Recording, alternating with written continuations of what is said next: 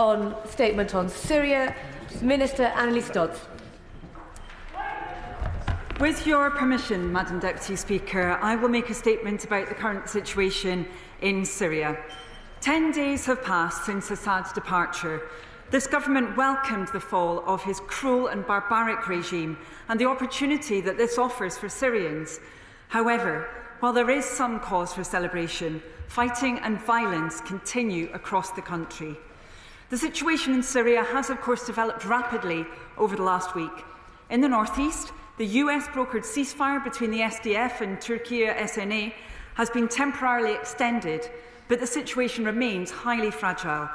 In Damascus, Hayat Tahrir al-Sham, or HTS as I'll call it for the rest of this speech, have appointed a Prime Minister to lead an interim government until March 2025, but they've given very little detail on the shape and focus of that government.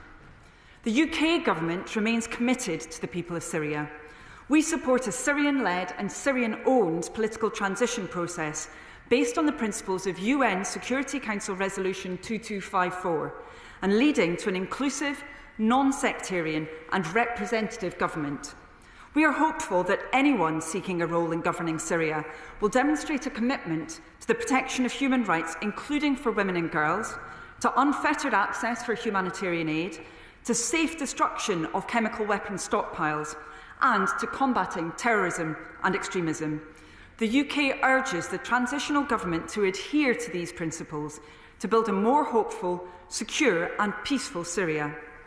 On Saturday, Madam Deputy Speaker, Jordan convened an Arab foreign ministers' discussion, followed by a meeting with the EU, also with French, UN, US and UK representatives. All involved, including the UK, reiterated their support for an inclusive political transition process.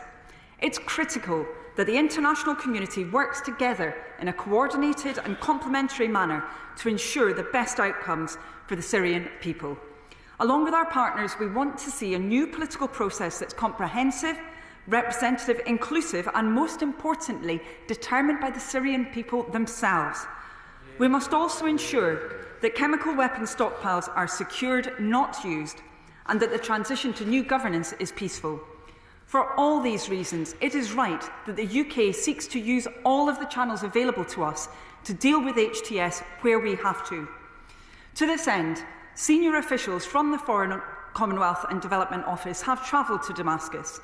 They have underlined the UK's support for the Syrian people and discussed the pathway to a more hopeful, representative and peaceful future for Syria with the new interim Syrian authorities and civil society. During their visit, senior officials also discussed the importance of an inclusive transitional political process that protects the rights of all Syrians and prevents further instability. Of course, these words are important, but they must be supported by actions too. The humanitarian situation on the ground remains dire, with over 16 million Syrians in need of humanitarian assistance, and that is purely within the borders of Syria itself. That's why, on Saturday, the government announced a new package of international aid to help the most vulnerable Syrians, including in Jordan and Lebanon, coming on top of that announced by the Prime Minister on the 9th of December. The UK's £61 million in aid will help provide emergency healthcare and nutrition and support displaced Syrian children. We call on more of our partners to join us in committing greater humanitarian support. I commend this statement to the House.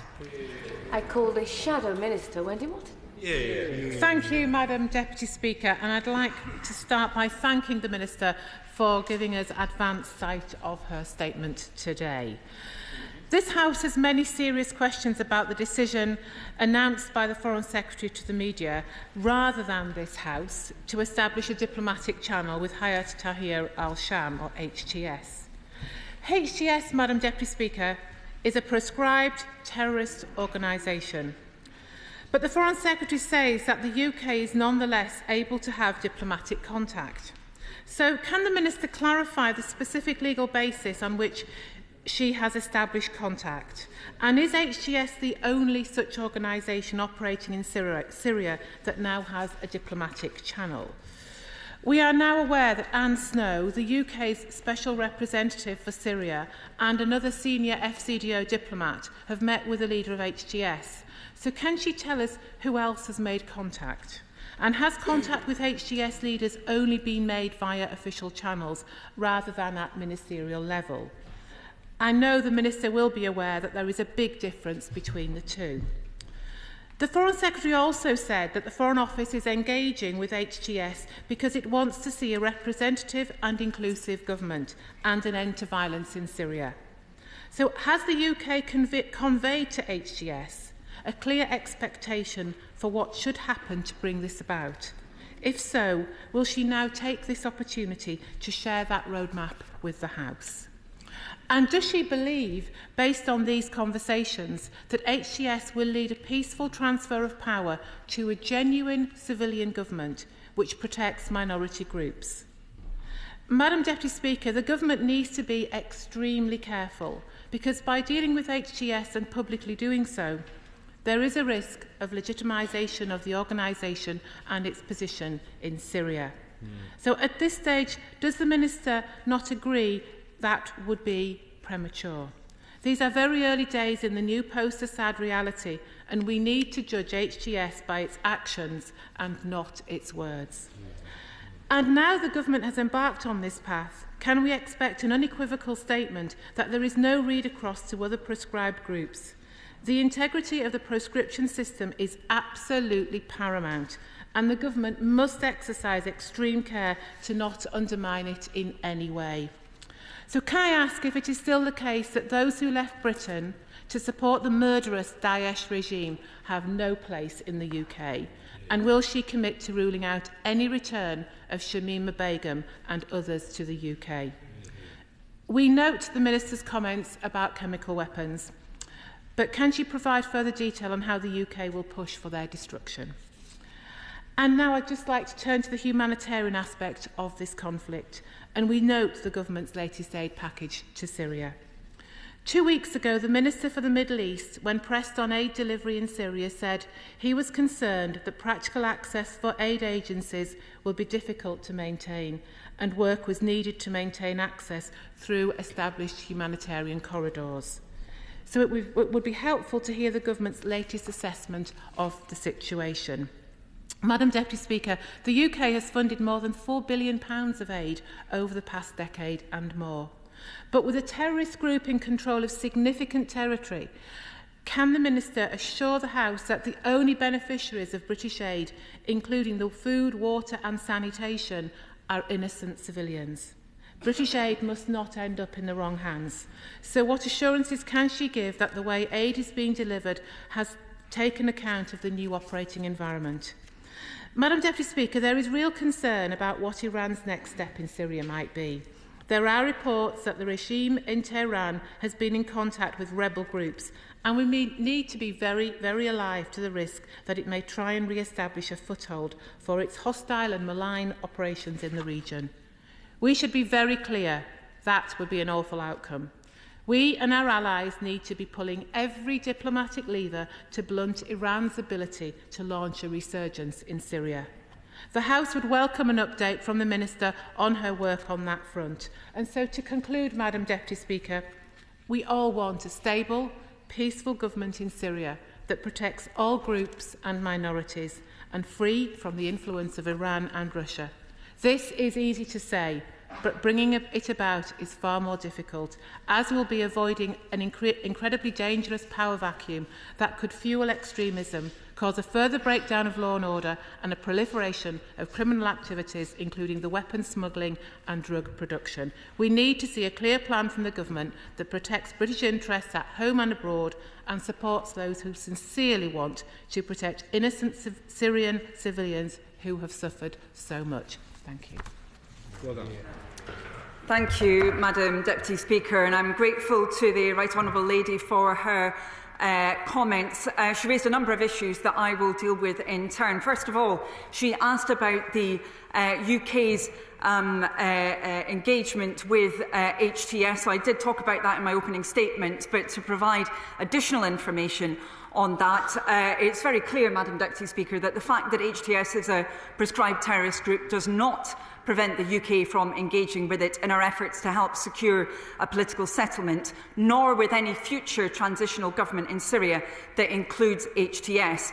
Its prescription will not inhibit the pursuit of our foreign policy objectives in Syria, and the UK will be guided by a set of core principles for any diplomatic interaction with the interim Syrian authorities, with inclusion and the protection of human rights as key considerations. That has been the case until now, and it most definitely will be into the future. And she asked about engagement with other bodies at official level. There has been engagement with Turkey and with the SDF as well. There will continue to be. We are seeking to do all that we can, above all, to make sure that the interests of Syrians themselves are put at the forefront within this very difficult situation. She asked about the representations being made by the UK to the HTS. I will repeat that again. I did cover that in my statement, but just again to say that we have been absolutely crystal clear that any subsequent arrangements must be comprehensive, representative, inclusive and, above all, determined by Syrians. She asked whether this will have any impact on the integrity of the prescription regime. No, and it must not, because that is an incredibly important regime, so there will not be a linkage there. She asked what would take place with those who chose to leave our country in order to promote and support terrorism by seeking to fight for Daesh. Of course, those people will not be able to come to the UK. She talked about the use of chemical weapons in my statement. I covered that, but to say again, the UK will seek to play as much of a part as it possibly can in making sure that those stockpiles are destroyed after they were used so appallingly against the Syrian people. She asked about the use of aid. I have discussed this matter myself, as have many of my officials, with a number of multilateral bodies, also with a number of our bilateral partners as well. We are determined to work together to make sure that, of course, that aid must not fall into the wrong hands, must not be diverted. It is desperately needed by many Syrians, large numbers of people, of course, having already been displaced from Syria into neighbouring countries, but now it seems quite large population movements taking place, and it really is important that that aid goes where it's needed, and we are, of course, monitoring that situation in detail. She also asked about the situation with Iran. The UK has condemned Iran's reckless and destabilising activity. That includes its support to militant groups. So we've been very clear about that as the new government. And just finally, Madam Deputy Speaker, she talked about the need to ensure that we do not see increasing developments that have been so concerning around the smuggling of weapons and of drugs. And of course the UK will be laser focused on that with the new government, because we see the damage that has already been caused in that respect. Thank you. Charalambous. Thank you, Madam Deputy Speaker, and I welcome the Minister's statement. Earlier this week, I met with Alevi, Kurdish and other communities who are deeply concerned about what will happen to minorities in Syria now that HTS have seized power in Syria. HTS, as a result of their links to Al-Qaeda, rightly a prescribed organisation by the UK. So can the Minister reassure this House that the Government will use all its powers to prevent HTS and other hostile actors from attacking minorities in Syria? Thank you, Madam Deputy Speaker. And yes, of course, we will seek to use every lever in that regard, because it's the position of this government that all civilians must be protected, and that includes civilians who form part of religious and ethnic minorities. We've also been very clear that the political process, as I mentioned a few moments ago, must be inclusive. That includes of all religious and ethnic minorities. And I would mention to my honourable friends, when it comes to the situation for Kurds, I think it's relevant to underline that the UK has been in contact, as I mentioned, with both Turkey and the SDF since the start of this escalation. We're urging all sides to refrain from activity that could lead to a further loss of civilian life. And of course, we want to see the ceasefire being held to. Thank you. Liberal Democrat spokesperson James MacCleary. Thank you, Madam Deputy Speaker. The fall of Assad marks a turning point in Syria's history, one that brings renewed hope for millions who have suffered under his brutal rule. It also represents a serious setback for the global ambitions of the regimes in Moscow and Tehran. Yet, as we reflect on this momentous day, we must remain vigilant. It is not enough to see the end of a cruel despot who unleashed chemical weapons on his own people. True justice requires that he be held to account for his crimes, ensuring that such atrocities never recur. In these early days of transition, every effort must be channeled into securing an orderly and peaceful transition of power. We welcome the signs of engagement with groups on the ground, including those who have had contact with Hayat Tahrir al-Sham, and we urge all parties to commit to a stable path forward. But this cannot be a mere change of flags or faces. The new leadership must work tirelessly to safeguard the dignity and rights of every community, ensuring that religious and ethnic minorities are not just tolerated, but actively protected. Equally vital is the reconstruction of Syria's infrastructure. Investment in roads, schools, hospitals and electricity grids is essential, restoring these lifelines of society. It will help rebuild trust and lay the groundwork for a thriving, inclusive economy that reaches every corner of the country. The international community stands ready to support these initiatives, but we must see clear evidence of genuine commitment to positive, meaningful change. The Minister mentioned the £61 million in UK aid, which is very welcome. Can she provide detail on how this will specifically support those Syrians returning to their home country? And what is the government doing to work alongside key regional players to ensure that whatever comes next upholds the values of democracy and freedom? Thank you, Madam Deputy Speaker, and I'm grateful to the honourable member for his remarks, and I of course agree with the way in which he described the current situation at the beginning of his remarks. There's no question that many Syrians felt an enormous sense of relief at the end of such a murderous and brutal regime, but of course there's deep concern about what will now come after, and the UK is determined to play our part in ensuring that that future will be one that's determined by Syrians themselves. He asked about accountability, and Madam Deputy Speaker, I think this is an incredibly important point to reflect on, because of course we have seen terribly over recent years that appalling targeting of so many Syrians by the Assad regime, and the UK has been playing its part, and many experts from the UK in seeking to gather information about that. I would praise the previous government for what it worked on in that regard, particularly work with the International Impartial and Independent Mechanism, which has been seeking to make sure that there is coherent collation and use of evidence so that we can address the widespread impunity and suffering of the Syrian people under the Assad regime. It's really important that with the change that has taken place, we do not lose that information, that it's kept, and that ultimately there is the accountability that the Syrian people deserve. He asked Madam Deputy Speaker for details of the aid that the UK has provided, and in particular how that will be relevant for those seeking to return. Of course, we're in a situation, Madam Deputy Speaker, where many areas of Syria now have been appallingly degraded through the actions of Assad, where basic services, water, electricity, other services essential for anything approaching normal life have been destroyed. Now, that will be a long-term process, of course, but the UK is focused now on providing that emergency healthcare, support for nutrition and in general food provision, but also support for the many displaced children who've had such a traumatic period to deal with, and we will continue to focus on those important issues with our partners into the future. Taylor.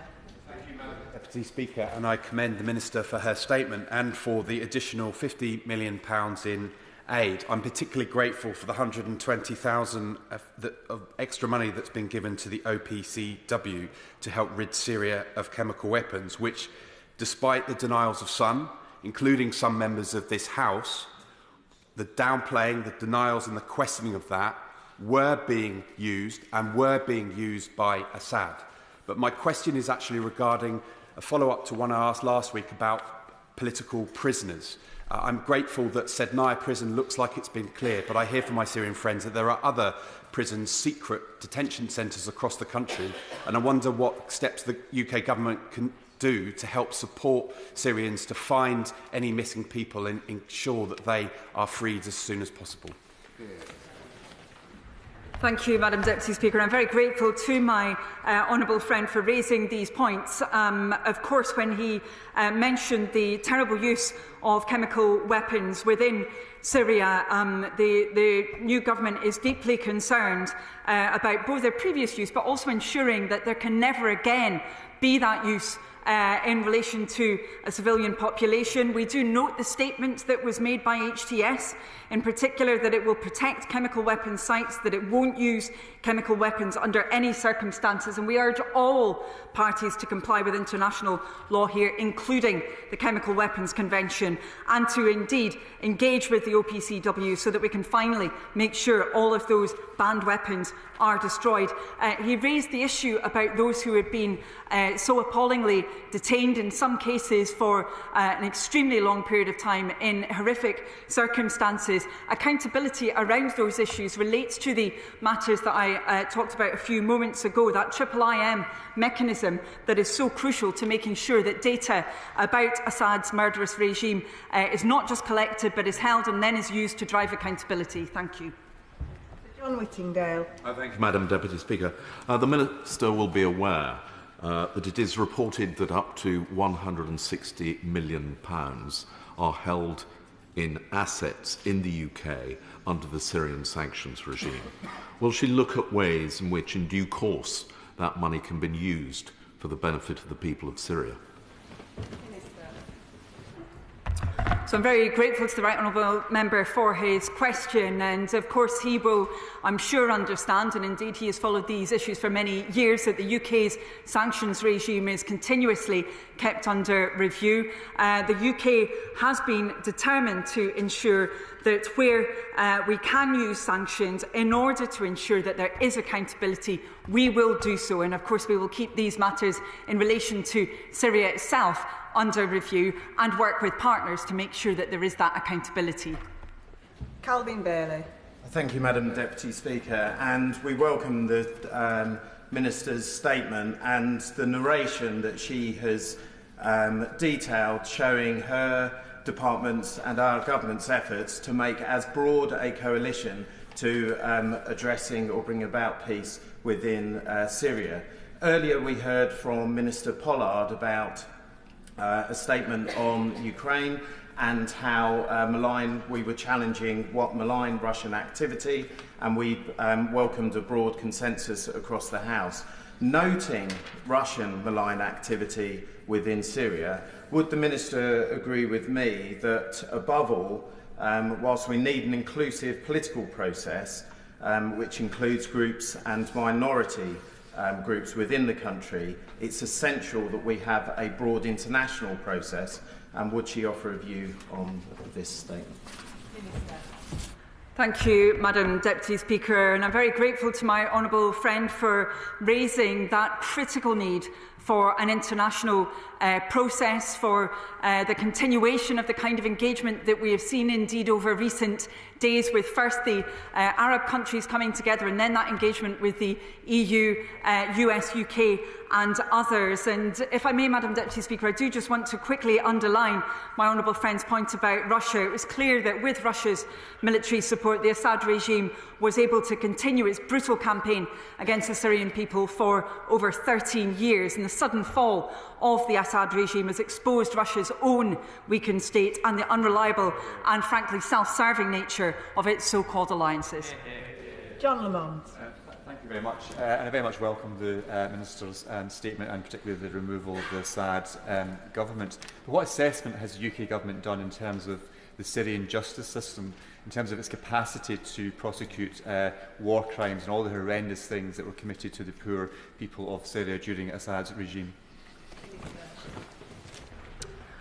Well, it's very clear, sadly, Madam Deputy Speaker, that under Assad we did not see a justice system that was focused on criminal justice, on providing proper accountability. Instead, we saw, of course, a situation where there were vast numbers of political prisoners, where there was extensive and extremely deep persecution focused around the needs of that regime. Of course, there must be a change. The UK has engaged, as I've described in my initial statement, particularly around the need to prevent further conflict, to ensure the protection of human rights, ensure that there is inclusive process, a political process into the future, one that is representative. Of course, that will then need to also have the kinds of institutions that can uphold that kind of inclusive, representative, comprehensive governance structure into the future. Surely that is all that Syrians deserve. Thank you. Joe Morris. Thank you, Madam Deputy Speaker. Does the Minister share my concern that the situation in both Syria and Gaza threatens wider stability in the region? And can she reassure me that the government are acting urgently to support humanitarian needs both in Syria and in Gaza? Yes, I can reassure my honourable friend on that point, Madam Deputy Speaker.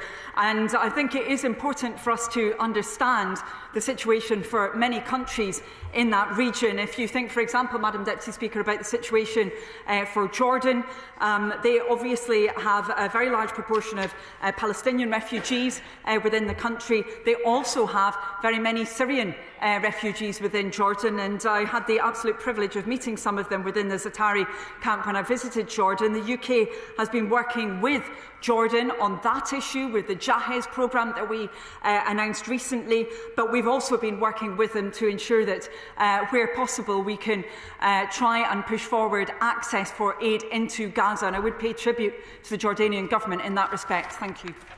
Thank you, Madam Deputy Speaker. Just several short questions. You've touched on sanctions already, but given that the new Syrian leader, Ahmed al-Shara, has said this is not up for negotiation, they must be lifted, I'd look forward to hear some of your thoughts on how you progress forward with that. I also welcome, Bath SNP, the £61 million of support that particularly is going for healthcare and nutrition. Just like to ask a few questions about who will deliver it and how can you ensure that it will be delivered to the people who need it most. And lastly, as all of us have seen in this House over the last week or two, some of the unfolding news about the horrors that truly happened, not just in the prisons, but this week on Channel 4 News, hundreds of thousands of civilians buried in mass graves. I wanted to ask what the UK Government's thoughts are on some of the technical forensic assistance that we've given in previous genocides, not least in Rwanda and also in the Balkans, what support would be given there. And if I can just say that the University of Dundee has been a world leader on forensics, so I'd like to give the opportunity for them to get a response. Thank you, Madam Deputy Speaker. I'll try as quickly as possible so that others can get in to answer his 4 questions. First, on sanctions, there are already tough sanctions, of course, in place against the Assad regime. 310 individuals, 74 linked entities. But as I mentioned previously, the new government will be, of course, keeping all evidence and potential designations under close review, and we won't hesitate to take further action as it may be needed. He asked about who will be delivering the aid, so we are working with other partners on this, particularly the UN agencies. I've discussed this directly with the UN's emergency coordinator, I think it was yesterday, the day before, in detail about how we're going to ensure that that access is provided, working in concert together. We also, of course, need to make sure there isn't duplication when there's such need, so that is something the UK is very much focused on. He also asked about the forensic side. So the UK has been engaged in that activity around making sure that evidence is collected. As I talked about before, much of that work is operated through the III mechanism. I think it really is important that UK experts are engaged in this, and I would pay tribute to the Dundonians who have been engaged in that important work. And we are clearly seeing some very disturbing reports where it will be absolutely critical that we have clear, substantiated evidence that can then be used to drive accountability. So I hope that many UK experts will be involved in that effort. Thank you. John Slinger. Thank you, Madam Deputy Speaker. The end of a vicious dictatorship and the limited progress that's been made under the interim authorities is leading to ever more Syrian refugees, perhaps even millions, returning home. Of course, in principle, this is good, but Syria's education system, its infrastructure, its healthcare system is devastated. So does my right honourable friend agree that this presents a significant opportunity for the UK to play a huge role in helping Syrians to rebuild their country, British aid agencies, companies, experts in international law can all help embed stability, a democratic transition and an inclusive and more prosperous country for Syrians. I do agree with my honourable friend, and it is the case, of course, Madam Deputy Speaker, that millions of refugees, of Syrian refugees, remain in Turkey, in Lebanon and in Jordan, as I mentioned before. It is the case, and I think we have to recognise this as a House, that a further surge of refugees out of Syria would increase the strain on many other countries and potentially increase the numbers of people, in fact, who may be then seeking to use dangerous routes into continental Europe and the UK. So we do need to make sure that we're working with multilateral organisations, but also with countries in the region on this, and making sure that we have that focus on reconstruction into the future. We talked before about the destruction of many basic services. It really will be important to make sure that Syria, as a whole nation and whole territory, is made inhabitable again. That is, of course, the right of all Syrians. Thank you. Chad. Thank you, Madam Deputy Speaker. I'm sure colleagues on all sides of the House would welcome the fall of the brutal Assad regime, and perhaps very cautiously welcome Ahmed al-Shara, the HDS's leader's early, in part at least, inclusive statements. But I have to confess, Madam Deputy Speaker, I am somewhat nervous. Are these statements too good to be true? And is it not the case that the international community, and particularly the UK government, needs to be careful it's not being played, and we look in hindsight at this moment and say we were played, in particular that the transitional government should be judged on its deeds, not just its words and BBC TV interviews. And briefly, when will the UK embassy reopen in Syria? And at this Christmas time, what is the government going to do to ensure the protection of minorities, at this time I would say Christian minorities, and make sure that they are represented in the transitional government and indeed the future government of Syria? And is it the case that the biological and chemical stockpiles currently held in Syria, while some of them have been bombed, welcome in my view, by Israel, that we have to ensure that they don't fall into the hands of whatever rebel group, whatever transitional government, and they are completely destroyed or given over to other authorities that can destroy them? Thank you, Madam Deputy Speaker. And I did cover the issue of the nature of UK engagement with HTS, both in my statement and then subsequently. Of course, it is absolutely critical that the UK is very, very clear indeed about the need for a future political settlement to be comprehensive, inclusive, and that must include both ethnic minorities and religious ones as well. And he talks about the Christian minorities within Syria. Of course, many of them were appallingly persecuted over many years. So we really need to ensure that they are protected into the future, as with other minorities. And the UK has been absolutely resolute on that point. He mentioned chemical stockpiles, Madam Deputy Speaker. The UK government has been absolutely clear those must not be used. There has been a statement that has been made on that subject by HTS. We are determined to ensure that that will be held to, and that all parties ensure that those stockpiles are destroyed and never ever used.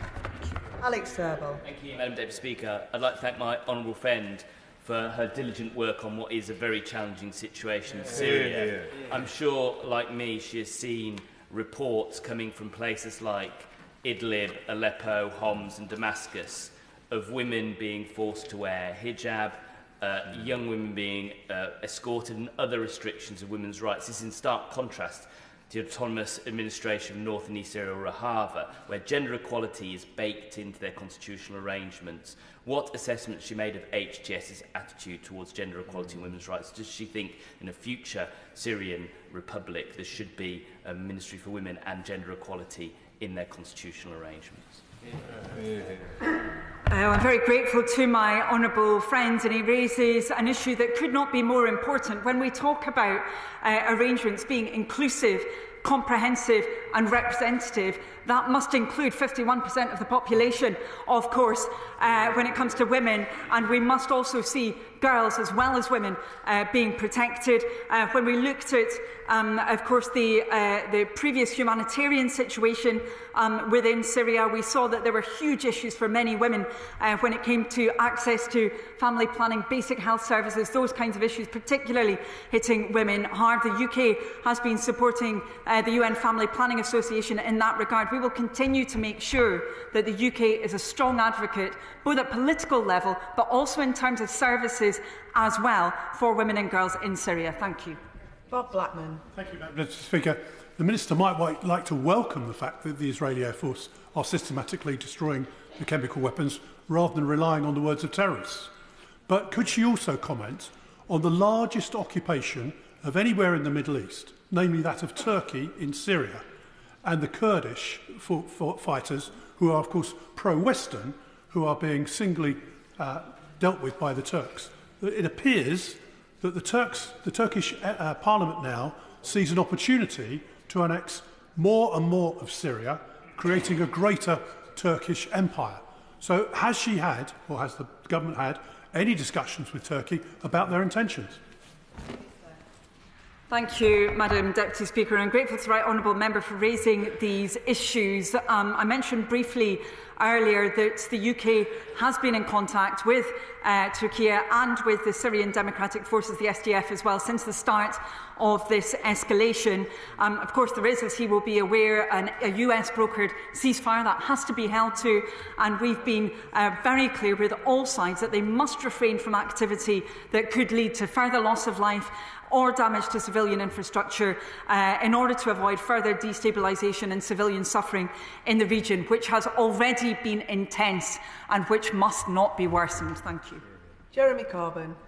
Thank you, Madam Deputy Speaker. I welcome the Minister's involvement and preparedness to work with the new Syrian government, and we hope that that will deliver a future free from war and free from human rights abuse. However, the new government is faced with a country awash with weapons and armed forces from Russia, Turkey, the USA, Israel and ISIS active in the country. What actions has she taken to ensure that Israel withdraws from Syria and that the Turkish forces withdraw from the north of Syria and allow the Kurdish people to be able to live in peace and with their own rights of self-determination?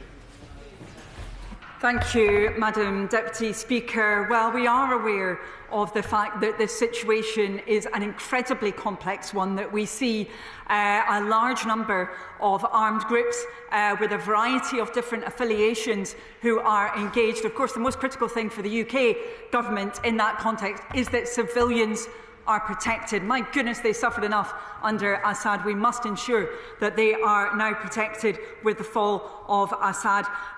We are very clear when it comes to other nations that are engaged within Syria that it is absolutely critical that civilians are protected. That must include minorities, and all must work quickly towards an inclusive political transition. As the UN Secretary-General has said, of course, Madam Deputy Speaker, the future of Syria is a matter for Syrians to determine, and that is the position of the UK government. Thank you. Final question, Jim Shannon.